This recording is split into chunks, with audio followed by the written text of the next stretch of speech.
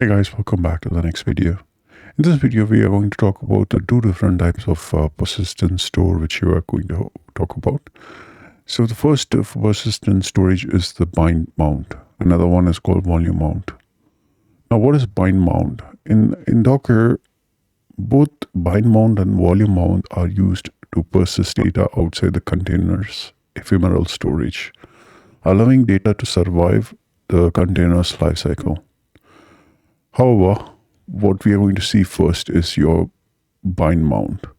A bind mount links a specific directory on your host machine to a directory on your container. Very simple.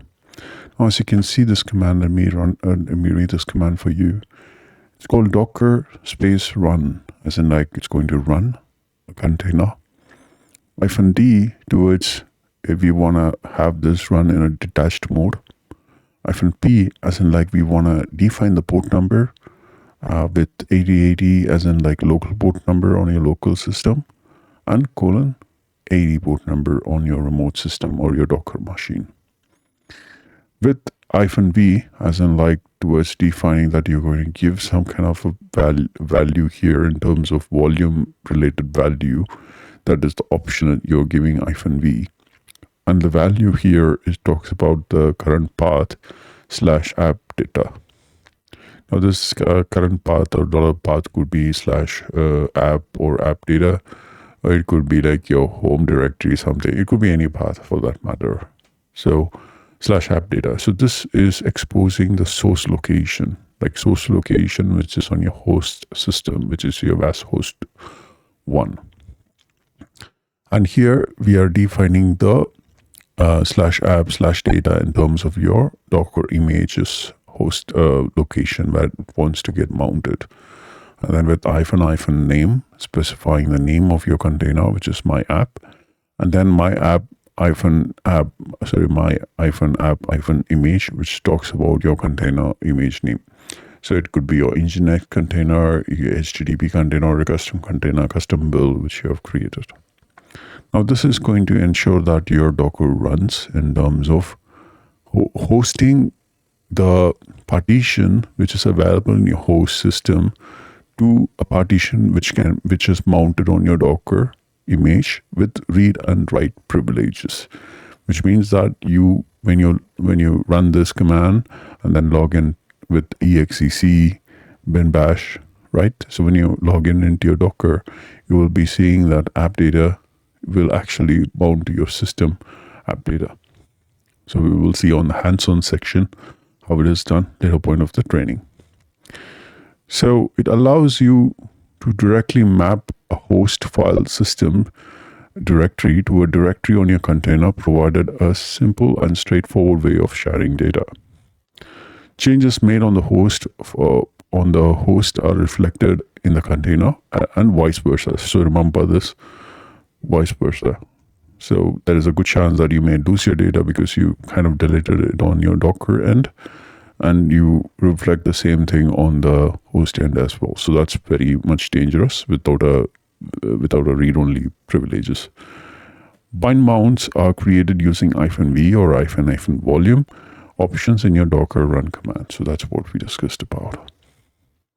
There's another command which can also do this activity. It's called -mount. So that is also another command which will be used, and then you can define the type of mount.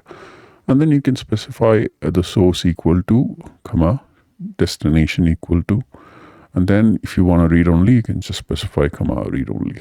So that's another option. We will explore that on the hands-on section.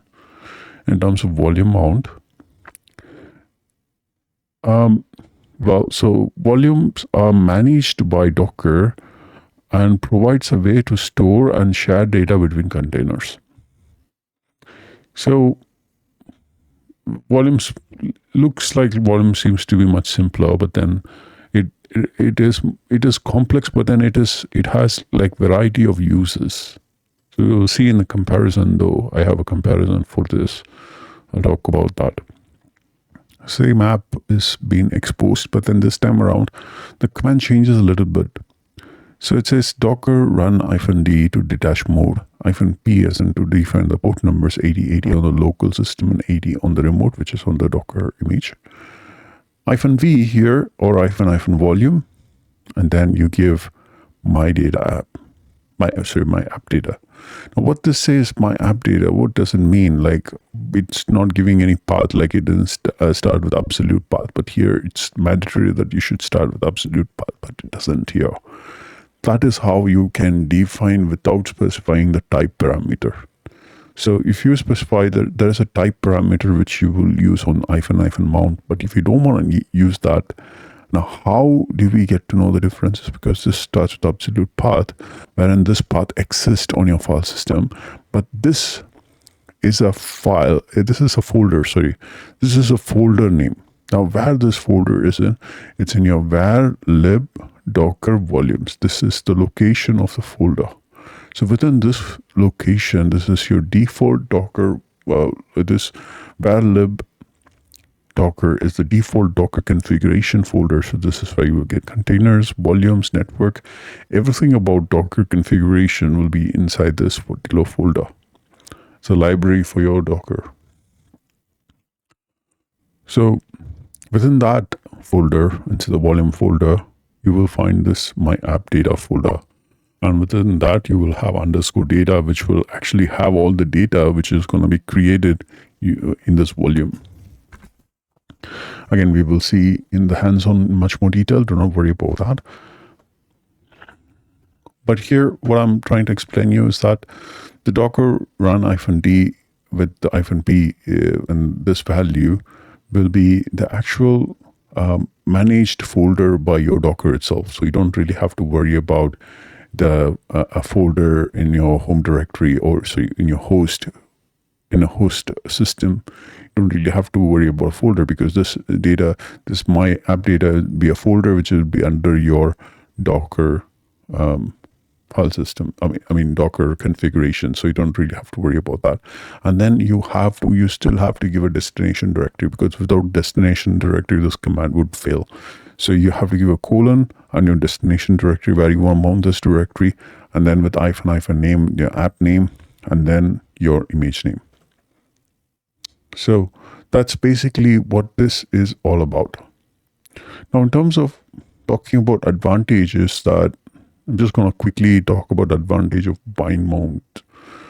Direct access to host files. So you don't really have to deal with any kind of a complex configuration. So here you say that I want to use this folder and it should be mounted on my Docker image on that folder.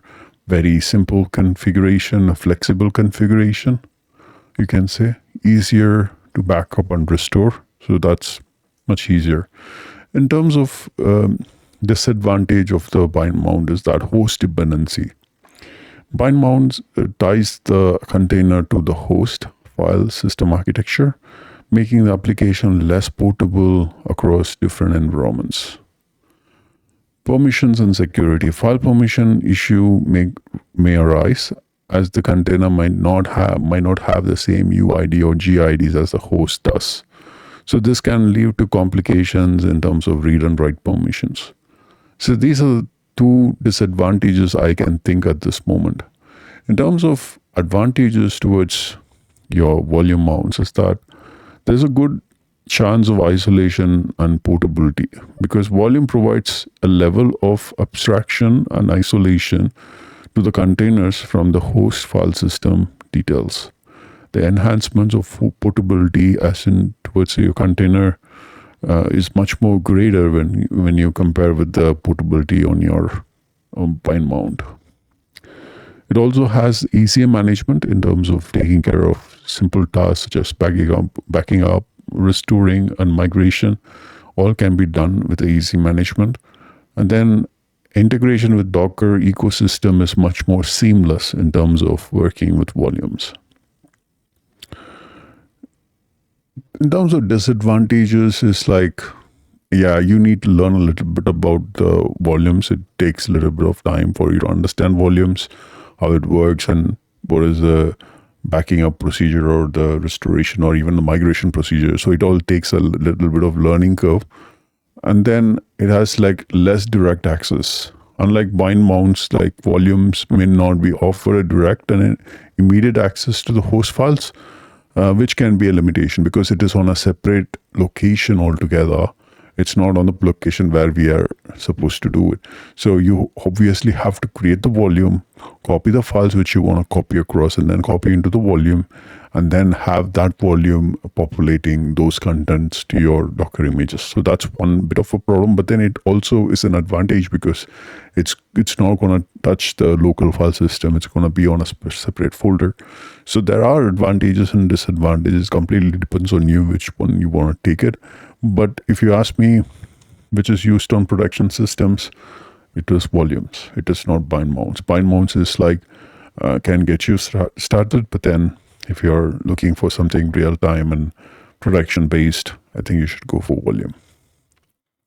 Thanks again for watching this detailed video on the comparison. I'll see you on the next one.